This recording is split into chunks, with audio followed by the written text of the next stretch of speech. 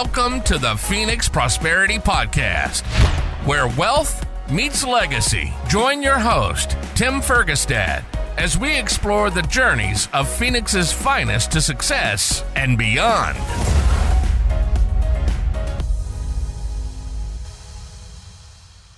Hello, this is Tim Fergestad. Thank you for joining us. I'm very pleased to have Tyler Jordan with me here today. Tyler is the managing partner at Nova House, with over a decade in the real estate industry as an investor, project manager, and now operator. Tyler boasts a remarkable global footprint, having lived and worked in 30 plus countries to date. And his life revolves around three things: bringing next generation real estate to the market, awesome. His wife, Madison, I'm sure she's awesome. And the concept of being 1% better every day, also awesome. Tyler splits his time between the US and Australia and calls both home. Welcome to the show, Tyler. Thanking you very much. I appreciate it. And yeah, you hit the nail on the head. Those are the three awesome things in my life. Excellent. So just in case she's listening, the second option there, my wife, she's the most awesome. I've got to cover my butt there, you know. I'm sure she is. I think you're pretty awesome. You wouldn't be with somebody who's not. So let's start. Let's go a little bit backwards though, on the 1% better every day. I've seen that in a few different sort of philosophical self-improvement mindsets. Is there a particular program or book or something that inspired you to start using that language?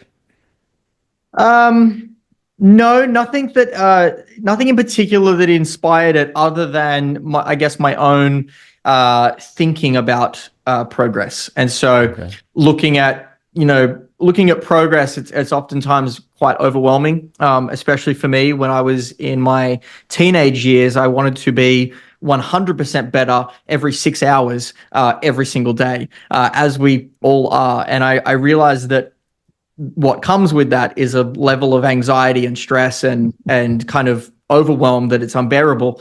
And so I realized, as I was scaling that back and understanding what is consistency, I was like, if I can just get a little bit every day over the span of 10, 20, 30, 40, 50 years, rather than trying to get 100% hits once every 2 or 3 months, I'm going to be far better off. And so, it was just a gradual humbling of my teenage years.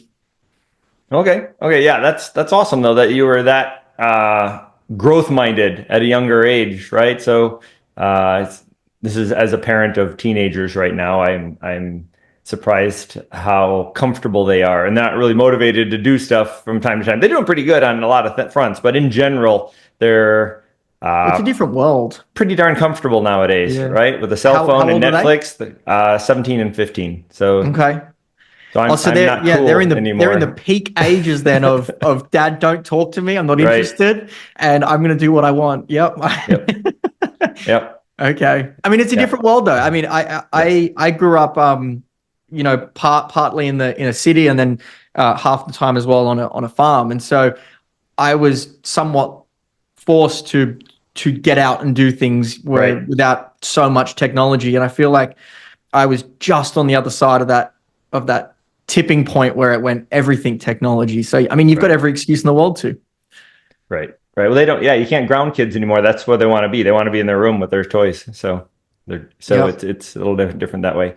And I also like the thought the 1% better every day is a very investor minded thing to say, because the slow gains over time are really where the big rewards are. So that's awesome. Yeah, it's hard to it's so easy in practice, and it's so easy in theory, and it's so hard in practice.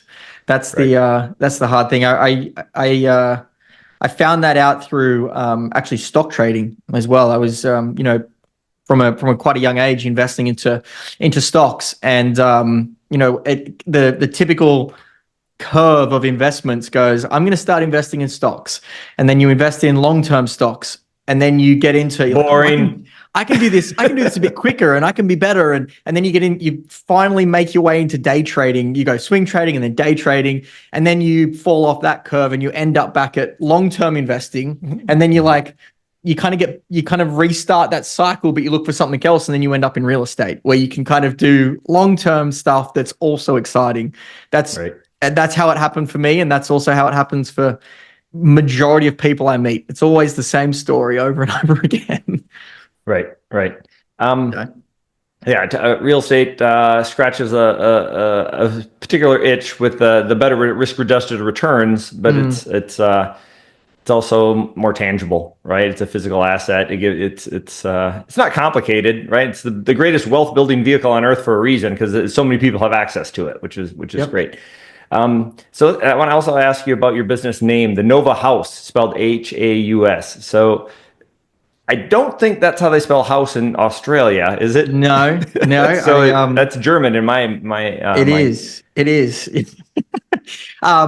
Yeah, it's a really lame story. Everyone asks about it, and I often joke, and I'm like, I dropped out of school when I was 15 years old, and I often say, oh, I act surprised. I say, is that not how you spell house? But in reality, it just aesthetically looks better as Okay. Haus than it does the English spelling. So we were like, Okay. that's the whole reason why it's called Okay. house. And then the word nova is the Latin word for new and Right. innovative, and Yep. so and forward thinking. So kind And of it's got 4 letters. exactly. Yeah, we like to keep things simple around here. So Nice, nice. Well, I thought because you said you worked in over 30 countries that Germany was yeah. probably on the list. Yeah, no, I've been there. I have not it is not part of the inspiration though, unfortunately. One thing that's a very enjoyable experience that makes me giggle is I have people that do speak German, they see it and then they'll speak German to me, Oh, in which I just look at them and say, I'm so sorry. I have no idea. So awesome. Okay, so yeah. can you please give us a snapshot of the Nova House, a business, where they operate, what you do, what you offer? For sure. Yeah, I am about as far from Phoenix as it gets. So I know that this isn't completely relatable to the podcast, but we're an American company. We're based in Nevada, and we service all US based accredited investors. But what the company does is we provide access to international real estate. And Okay. so we've got an offering open right now in Costa Rica. We've got upcoming offerings coming up in Bali, in Thailand, Singapore.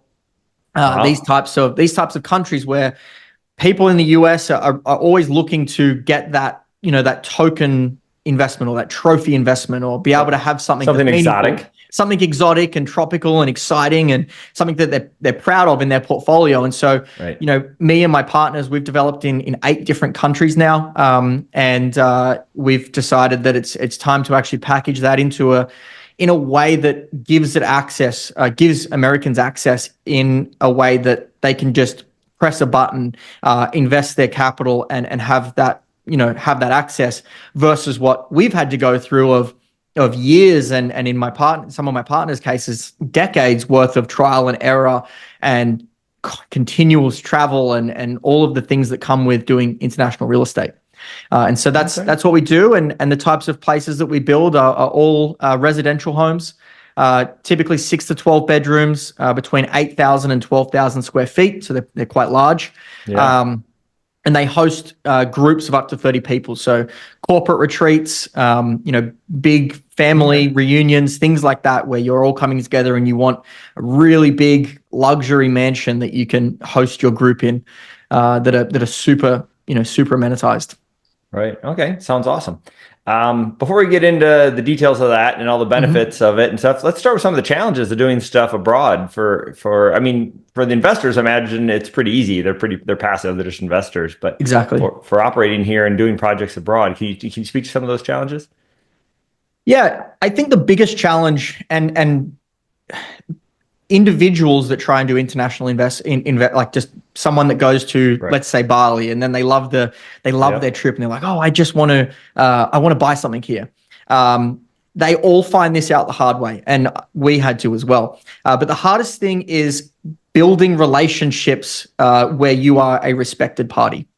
Okay. That is a really difficult thing. So, for example, in Costa Rica, we spent over 2 years there before we actually started this offering, and that 2 years was building the relationships with people in the country who are the best in country of what they do. Okay. And so we've got on board with this the architects that have just been named as the top architects in Costa Rica over the last 50 years. Our legal team down there works with, the Hiltons, the Amazons, the, Four Seasons, the Waldorf Astorias, all those types of investors coming in.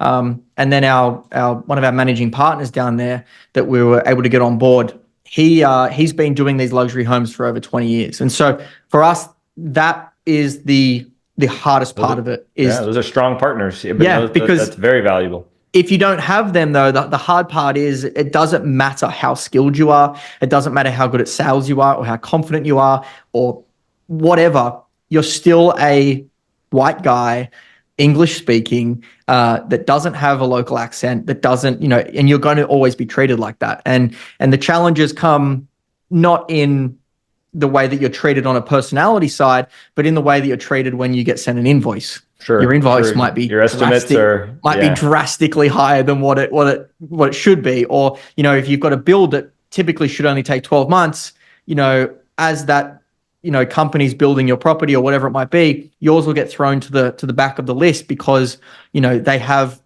their own local relationships. Stronger relationships that mean more to them. Yes. Exactly. So that is by a country mile the hardest part of it, and it's where we shine, and that's kind of what got us into the thought pattern of, we can do this full time in multiple different countries and actually expand this further than what we're already doing. And we just met too many people that tried to do it on their own, and it was a really exciting period for 6 months, and then they ended up holding a property for 10 years that they couldn't sell and they couldn't do anything with it, and that just became a money pit. And so. Right. By far, that's the biggest challenge. Okay. How many markets are you in right now? Currently, as a country, we're only in Costa Rica right now for this offering, where we can do up to 12 different markets in this offering. We already own land in 2 separate markets, in Manuel Antonio and Tamarindo. I'm not sure how familiar you are with Costa Rica, but in 2 markets there. And we've got 2 more bits of property that one's under contract and one we've got an LOI on in another 2 markets. So we like to expand ourselves into multiple markets. Okay, well, let's talk about that offering a little bit more. So I'm not that familiar with Costa Rica. I believe those are on the northwest side. Correct. Yes. Okay. Yep. One's in the northwest and then one's sort of a little bit further south. Okay, so go ahead and this is December 2024. I'm not sure exactly when this episode will come out, but please go ahead and it's 506C offering. So go ahead and share some of the exciting parts of it. Yeah, I mean, I've kind of already shared a lot of what we do, and that's what this offering is. So it's a 3 to 5 year fund cycle. We have 2 years of development. And then we optimize the rental income through short-term rentals for these properties, and then we exit that property or the portfolio after 5 years. If we can exit before 5 years, we do, but 5 years is sort of on the higher end of the timeline. And yeah, all these homes are between 6 to 12 bedrooms, 8 to 12,000 square feet. We're projecting that they'll be renting out for between $3,000 and $7,000 a night. All of our competitors down there doing something that is similar and everything that we've done in the past. You're looking at over 90% occupancy and averages of $4,000 to $6,000 a night. So for these types of properties that are on the higher end, and so as you mentioned, we're accredited investors only, and we're we're domiciled in the US. So it's an American company. And the thing that we're most looking for in clients and investors is people that want that exposure overseas in multiple different markets. And so that's what we want, and that's what we've done, and that's what we're continuing to do. And we like being the hot girl at the party, if you will. And so it's enjoyable. Yeah. Okay. What about you, Tim? What I'm curious. I'm sorry to throw this back at you, but I want to know what's the trophy in your portfolio? I do mostly multifamily value add. The thing that's probably the most unique and special is a series of townhome build-to-rent communities. It's a fund we have here that it's a churn and burn development style where we get the land pre-entitled to speed things up and minimize risk. So basically we put them into the fund, develop them as quickly as possible. These are about 100 units or more per property. These are 3-bedroom, 2.5 bath, 2-car garage townhomes. So they're competing more with like single family. And the idea is to start leasing them up at 14 months. And when they're stabilized, we close and put all the profits into the next deal and do that over 5 cycles. So it's it's a single investment called 10 years to retirement. So it's an exponential growth fund. So it doesn't really cash flow because as soon as we lease it up, we sell it, right? I love the story to it. And it has the tax advantages built into it because we have losses from the other properties to offset the gains as we go through it. So it's got the tax advantages built into it. And so it's basically got a big targeted 32x return with a single investment over 10 plus years. So that's pretty unique and special. It's ambitious to be sure. I've invested in my friend's very similar deal that had similar metrics already. So it's doable. There's problems are going to happen on every single project, et cetera. We did a similar version a year prior. We started a year prior in 2023 that was an opportunity zone version. So it's only a single property because it has the tax advantages built into it, but doing the same thing. So that's kind of a unique offering. It's most of our stuff isn't like that. It's so funny. You said you've made a complete contradiction. You said 32x, and then you said kind of unique. That's massively unique. Yes, it is. Yes, it is. Yes, it's very ambitious, but you don't see anybody else doing something like that. I haven't anyway. Largely because it takes a lot of energy. It's like a couple of years in the making. We have a team of civil engineers that you have to have a pipeline of projects, getting these all pre-entitled and everything ready to go. You have to have some deep pockets and a lot of experience. We have a lot of it was the lead sponsor spent a long time thinking this through and setting it up and put a lot of money into it and stuff. And so it's going to be over $1 billion in assets under management in that fund by the time it's done. So I think people we're already kind of doing this, right? We're trying to grow our money as quickly as possible. And the year we sell it, we have some capital gains. We want to reinvest it in a new project and get some losses to offset those gains. It's all done in one big fund. That's a lot of work and stuff. We got a lot of local people with decades of experience here in the Valley leasing up new properties and stuff like that, and civil engineers and attorneys and all that stuff. So it's a lot of work, and that's why you don't see it very much. But I think some people like it as well. They might try and do it on a smaller scale or something like that, right? But anyway, so that's really interesting. It is. That one's pretty neat. We're almost full on that one. We started that one about a year ago, and we haven't been in a big hurry to close that one because a lot of it's the initial groundwork. And until we start going vertical, we don't really need to rush to close it. And we can close it whenever we want. We have the lead sponsor can just be done and say, we'll fund the rest ourselves type of thing. But that's kind of special. That's neat. Circling back to what your projects. Right. Yeah. Sorry. The show's about you, Tyler. Yeah. I'm intrigued. Yeah. Sorry. Jump in. It's good. Yeah. Thank you. Yeah. It's a weird one. If you're not 506C, I might have just gotten you in trouble. Who knows? No, that's 506C. Thank you though. So you have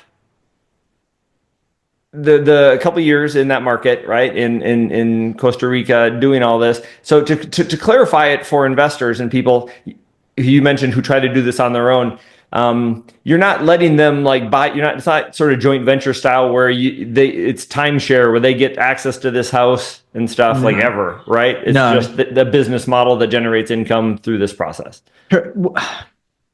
95% correct. Okay. And so I usually don't go into the detail until we're sort of after we've closed, just to try not to confuse. But one of the things that we part of the Nova House is forward thinking and innovative.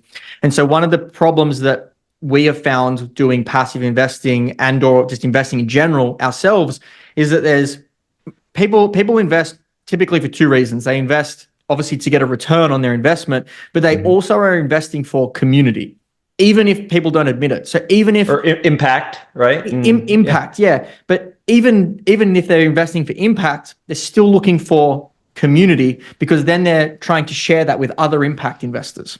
Okay. And so part of what what we do here at the Nova House is we do annual investor retreats as well. And so these investor retreats, whilst you can't go and, we're not a timeshare, this is for profit. You can't go and use these properties. We do block them off for 3 or 4 days a year, and an amount of time that doesn't impact the investment at all, and bring investors down and put on a 3-day retreat for these investors to be able to connect with other investors like them in a beautiful place, in a beautiful setting. Right. And I mean, these properties, their investment in person. Yeah, and they have everything. That's what these properties are built for. And so they're built for groups of people to do that. And so, if we have an investor base, we are also our target market for our own product. And so that's one aspect of, being able to use them. But outside of that, this is a for-profit fund, 100%. Okay. And so what's the biggest challenge in getting those relationships and getting you, because you're branching outside of Costa Rica, is that right? Mm-hmm. Correct. Yes. So it sounds like that's a lot of labor and time in building up those relationships. What markets are you growing into, and how difficult is that? Very difficult. Very difficult on the front end. Far easier on the back end. It sounds very much like your Phoenix deal, where it's you've got years of front end work before anything even shows, and it's very much the same. So, we're looking at scaling out over the coming couple of years into Bali, into Thailand, into Singapore, Colombia. There's numerous countries out there that we're already starting to dip our toes into and start building those relationships. But it takes years ahead of time to build those. The biggest challenge and how you do it is time. You can't go to somebody and have them know, like, and trust you in 15 minutes. It realistically is going to take 15 months of you showing up constantly. And so the hardest part about that is figuring out how do you, A, find the people that are the best in country that you want to partner with, and then B, if we're in the United States, how do we show up on their, in their mental real estate almost every day for the next 2 years? And how do we do it in a meaningful way that says, I know these guys, I like these guys, I trust these guys, and I also want to be part of what they're doing. And so that's the biggest hurdle for us. And it comes in the way of doing a ton of trips, making a lot of referrals ourselves. There's a lot of goodwill in making a referral. And so when we know somebody in the country that could help somebody else, we're always trying to give others business before ourselves. And as well as, having campaigns running and social medias and all that type of thing to be able to, making sure that we're constantly showing up for these people for years before we come out and say, all right, let's get the ball rolling on this. So that's definitely the biggest hurdle. Okay. It's an ongoing battle as well. But it's a good battle. I mean, that's what life is, right?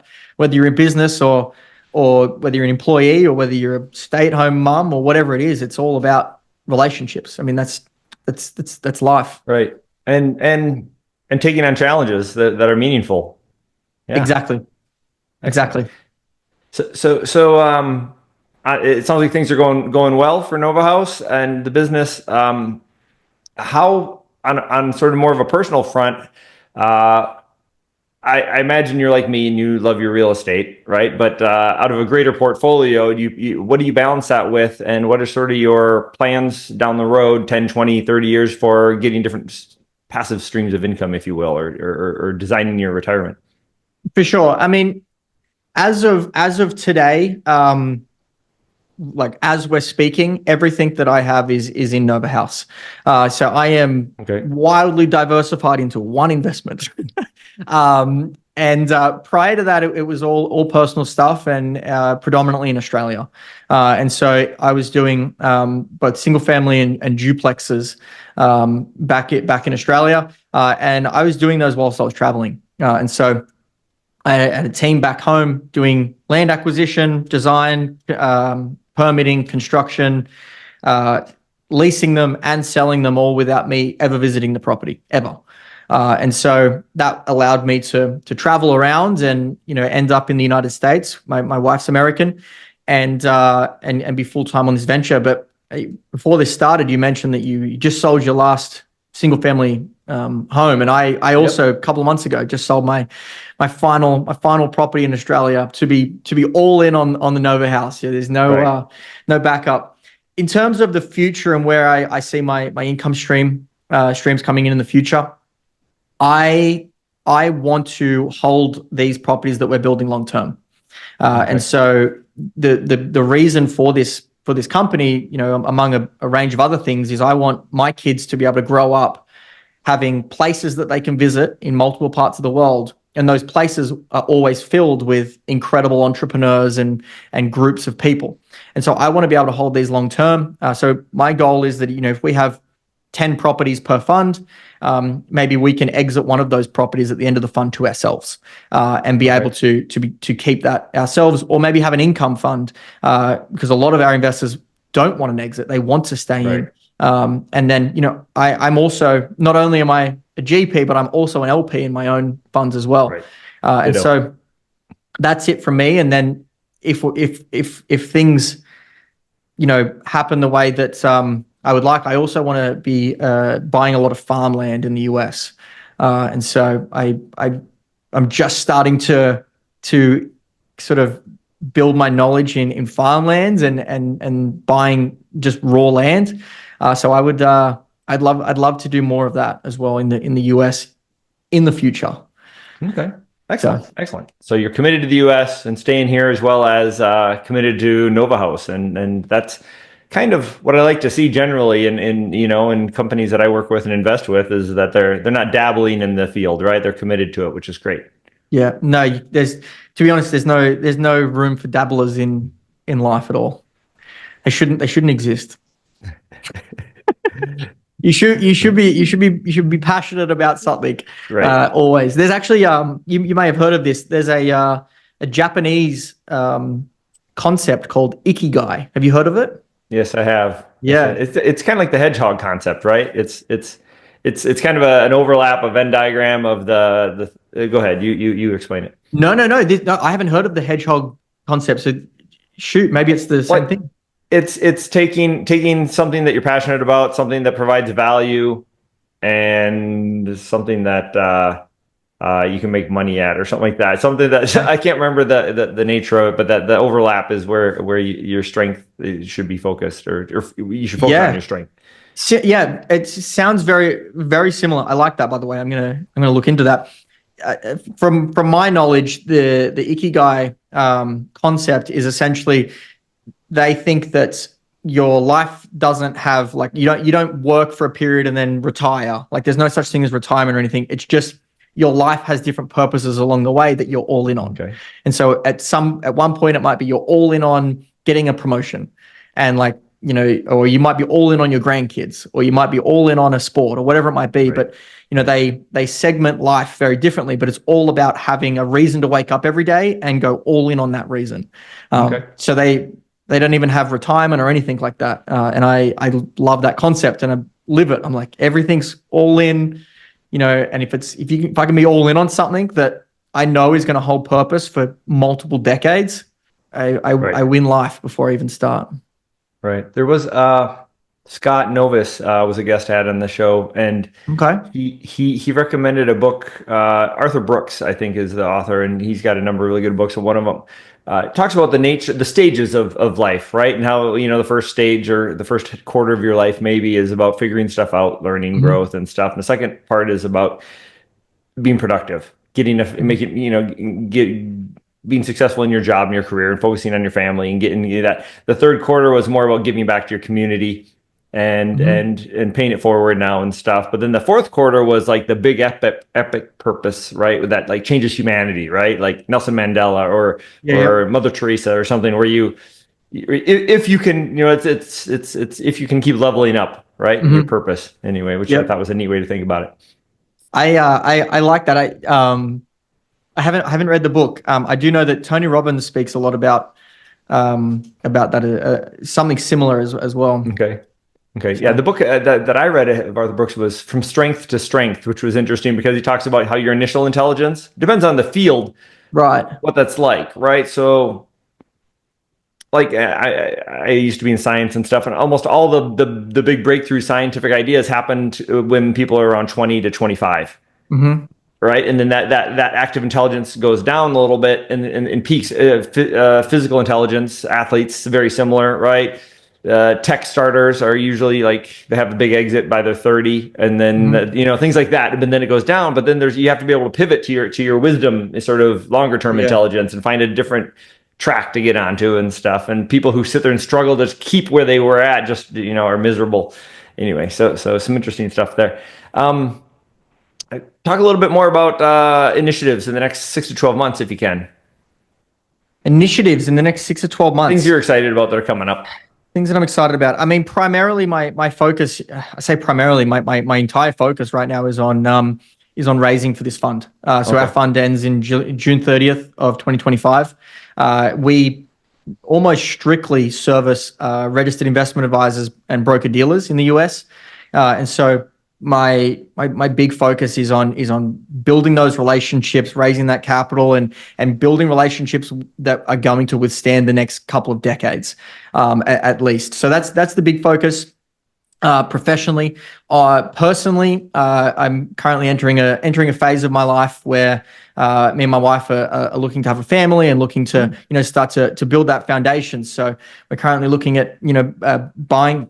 Funnily enough, buying a farm or a small farm, and being able to have kids and have a spot where we can raise a family. Because up until now, my life has been, I mean, I've averaged a plane flight every month for about 12 years. So wow. I've moved around a lot, and I've never lived in one place more than 12 months. So it's been a wild ride that has been fantastic, but it's definitely not set up for kids. Right. There's no stability in it. So that's something that I'm really looking forward to on the personal side. Yep. You remind me a little bit of one of my friends and partners. He's a super yacht captain. Okay. And so that's great, as a young man going around, you see the world and all these beautiful places. And after like 10 to so years, you're like, I got to marry the boat or go on land and marry a woman. And you gotta pick. And one of my favorite quotes, you'll like this one. It's from, I believe, Chris Williamson or Alex Hormozi. And he says, you have a choice to make in your early years of life. You can either be an underskilled and unstable 30-year-old that has lived a lot of life, or you can be an overlived but underskilled and stable 30-year-old that's not lived much life, and you've got to make that decision and live with the consequences. So it's an interesting one. For sure. It's interesting also for some of the really successful people, like Richard Branson, Grant Cardone, some of these crazy successful people, they barely got through their 20s without self-destructing, right? But if they can make it through there, some of those people are pretty driven. But it's a great point. A lot of that gap year, or a lot of people, something like that, they want to go find themselves or something. It's like, okay, but don't let it slip into a decade. yeah, and it's easy to do that. So, right, yeah, right. Okay, so if people want to learn more about your fund and what you guys do at Nova House, what should they do? How can they reach out? I mean, we're extremely active on LinkedIn. That's primarily where people find us, or they find us through their investment advisor or their financial advisor as an approved product. But our website is www.thenovahouse.com. That is an easy way to get a hold of us. But other than that, LinkedIn is going to be the second best. It seems to be where most people find us, whether we have intended it that way or not.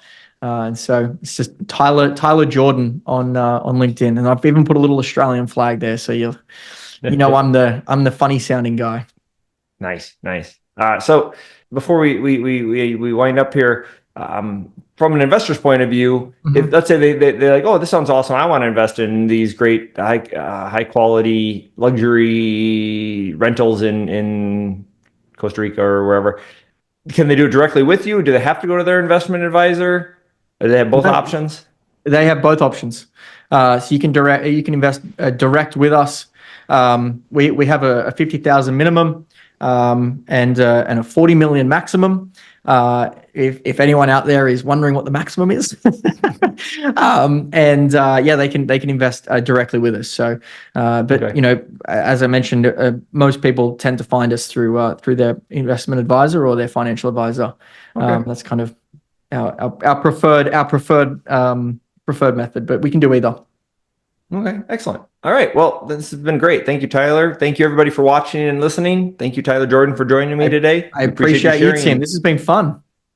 Yeah, this is great. We're going to have to talk some more. Maybe I'll have you on for another one. All right. Thanks. Appreciate you, mate. Thank you, everybody. Inspired by our guests? Visit phoenixprosperitypodcast.com/guest and join us on the show and share your success story with Tim. The spotlight awaits.